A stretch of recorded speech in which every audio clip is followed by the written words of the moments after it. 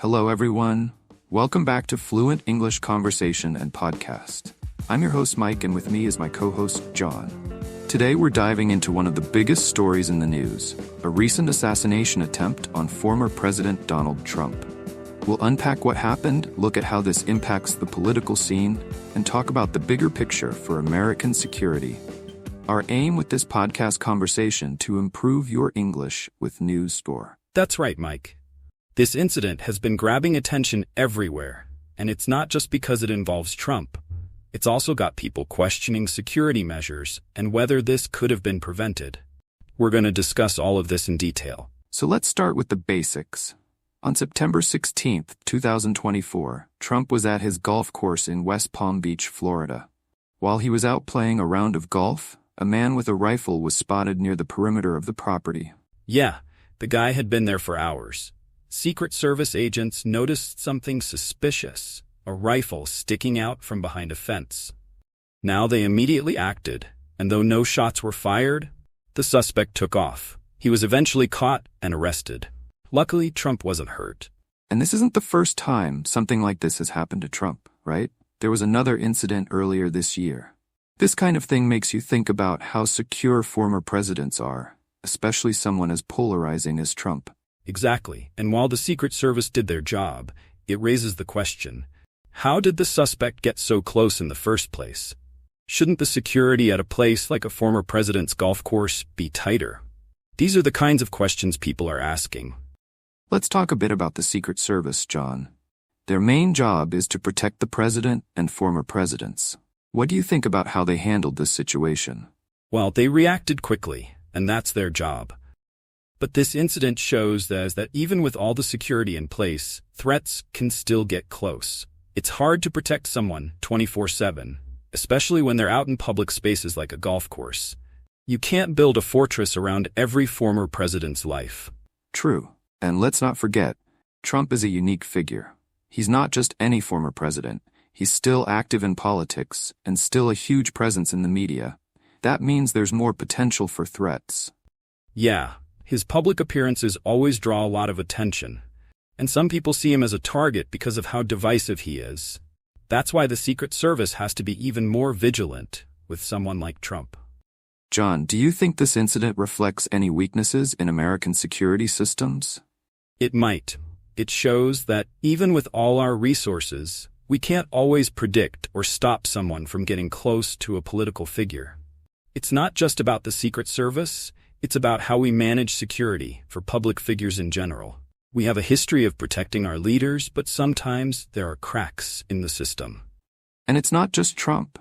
Other presidents have faced assassination attempts in the past, like Reagan in 1981 and JFK, who sadly didn't survive his. The common theme here is that no matter how much security you have, public figures are always going to face some level of risk. Exactly. And with today's political climate, where emotions run high, we could see more of these incidents. It's a reminder that protecting former presidents, especially those who remain influential, requires constant vigilance. So what do you think this means moving forward? Will we see changes in how former presidents like Trump are protected? That's a good question. The Secret Service will probably look at how this happened and see where they can tighten security. Maybe more restrictions on how close people can get to public figures, or better surveillance around properties like Trump's golf course. It could also lead to changes in how former presidents interact with the public. I mean, Trump likes to be out there. He's golfing, he's at events, but this might push him to be more cautious. True. And let's not forget, Trump isn't just a former president. He's also running for office again. That means the stakes are even higher. We'll probably see an increase in security for all candidates as the next election cycle heats up. You know, this incident also makes me think about other assassination attempts on American presidents. Some we remember well, like the attempt on Ronald Reagan's life in 1981, which he survived. That event led to some of the biggest changes in presidential protection. Reagan's case was a turning point. After he was shot, they made significant updates to how the Secret Service operates. Faster medical response, tighter security at public events, and better coordination between law enforcement agencies. These changes are still in place today and probably helped prevent worse outcomes in the Trump situation. Exactly. And if we look back even further, to the assassination of John F. Kennedy in 1963, that tragedy completely changed the game. It exposed flaws in security measures for motorcades and open-air events. Since then, motorcades are much more heavily guarded, and public events are planned with far more attention to potential risks. Right, and there's another interesting fact. Most people don't know that there were two separate attempts on Gerald Ford's life in 1975. In both cases, women tried to shoot him. Those incidents led to changes in how crowds are managed during presidential appearances. It's crazy to think about how many assassination attempts there have been throughout history. But the good news is that each time the Secret Service and other agencies learn from these incidents and improve security. It's a constant evolution.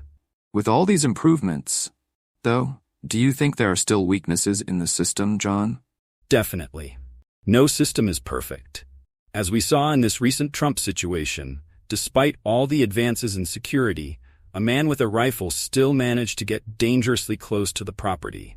It's a reminder that threats can happen anywhere, and it's hard to protect someone at all times without limiting their freedom. That's true. And even though we've seen fewer successful attacks, the potential for violence still exists. Social media can be a breeding ground for dangerous ideas, and it allows people to share information about a public figure's whereabouts in real time. It's a double-edged sword. Exactly. And this is where some argue that the Secret Service needs to do more in preemptive action, identifying threats before they even get close. But that's a difficult job in today's world, where there are so many potential dangers to keep track of. So, where do we go from here? Do you think Trump's security will be tightened even more after this? I think it will have to be. He's not just a former president, he's a major political figure who still has a large following and just as many critics. If he continues to run for office, his security detail will likely increase even further. But it also raises a larger question. Will the same level of protection be needed for future former presidents, especially those who stay politically active? That's an important question. We've never really had a situation quite like this in modern history, where a former president is so politically engaged after leaving office. It might set a new precedent for how we think about protecting former presidents in the future. Absolutely. And not just for Trump. If future presidents, especially ones who leave office with high public profiles, choose to stay in politics, we'll probably see even more resources dedicated to their protection. It's going to be interesting to watch how this evolves. Now, this latest assassination attempt on Trump got us thinking about how presidents have faced threats throughout U.S. history. It seems that political leaders, especially U.S. presidents, have always been high-profile targets. But what is it that makes them such common targets for assassination attempts? That's a great question, Mike. If you look at history, 4 U.S. presidents have been assassinated: Abraham Lincoln, James Garfield, William McKinley, and John F. Kennedy. But many more have faced assassination attempts. The motives behind these attempts have varied, from political disagreements to personal vendettas. Sometimes it's about a president's policies, other times it's about the polarizing effect they have on the public. Exactly. With Lincoln, it was tied to the Civil War and his efforts to preserve the Union and abolish slavery. John Wilkes Booth, his assassin, was a Confederate sympathizer who disagreed with Lincoln's stance on slavery and felt betrayed by the South's defeat. And James Garfield was shot by a disgruntled office seeker. Garfield had been in office for only a few months when Charles Guiteau, who believed he deserved a government job, shot him in 1881. It's a reminder that even seemingly personal issues can drive someone to target a president. Then there's William McKinley, who was killed by an anarchist, Leon Czolgosz, in 1901. Czolgosz believed that McKinley represented oppression and was acting on a broader anti-government, anti-capitalist ideology. That's a pattern we've seen with other assassination attempts. People who believe they're taking down a symbol of power. JFK's assassination in 1963, of course, was one of the most shocking and debated. Lee Harvey Oswald, the alleged assassin, had ties to Marxist ideologies and defected to the Soviet Union at one point. Many people saw Kennedy as representing change and progress, but he also had a lot of enemies in both domestic and international circles. Jumping to more modern times, Ronald Reagan's attempted assassination in 1981 was less politically motivated and more about mental illness.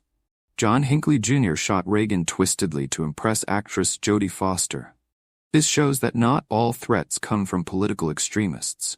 Sometimes they're the result of personal obsessions or delusions. Right? And then there are the threats against presidents like Gerald Ford, who faced not one but two assassination attempts within a month in 1975. Both were by women, Lynette Squeaky Fromm, a member of the Manson family, and Sarah Jane Moore. Both had ideological motivations, but their attempts weren't as organized or calculated as some of the earlier ones. And now with Trump, we're seeing a pattern of heightened polarization, which creates a volatile environment for political leaders. Trump's unique position as a highly polarizing figure has led to multiple assassination threats during and after his presidency. Yeah, this recent attempt was the second in just a few months. Back in July, someone fired a bullet that barely missed him during a rally. And now we have this event at his golf course, where the suspect was caught with a rifle and other equipment. It just shows how dangerous it can be when a former president is still so politically active. So why do you think U.S. presidents, even former ones, face so many threats? Well, Mike, it boils down to the fact that presidents symbolize the country's power and direction. Any significant policy, decision, or public stance they take is going to create strong reactions. For some people, especially those who feel marginalized or opposed to a particular political direction, targeting the president feels like attacking the very system they oppose. And being the face of the government can make them lightning rods for anger. Whether it's disagreements over policy, perceived corruption, or extreme ideological beliefs, presidents can become targets because people see them as directly responsible for their frustrations. That's right. And with social media amplifying both support and opposition, it's easier than ever for people to become radicalized or encouraged to take extreme actions. It's a new era of political violence, and presidents are always in the crosshairs. Well, that about covers today's topic. We've discussed the Trump assassination attempt, the role of the Secret Service, and what this could mean for security moving forward. It's a reminder that even in the United States, where we have strong systems in place, threats to public figures are still very real. Absolutely, and it's important to learn from these incidents to keep improving our security systems. Trump might be safe for now, but this isn't the last time we'll hear about political figures facing danger. The world is unpredictable and unpredictable, and we have to stay prepared. We hope you found this conversation insightful, not just for learning about current events, but also for getting a deeper understanding of how the U.S. protects its leaders. Be sure to tune in next time for more real-world discussions and English learning tips. See you next time, everyone. Stay informed and stay safe.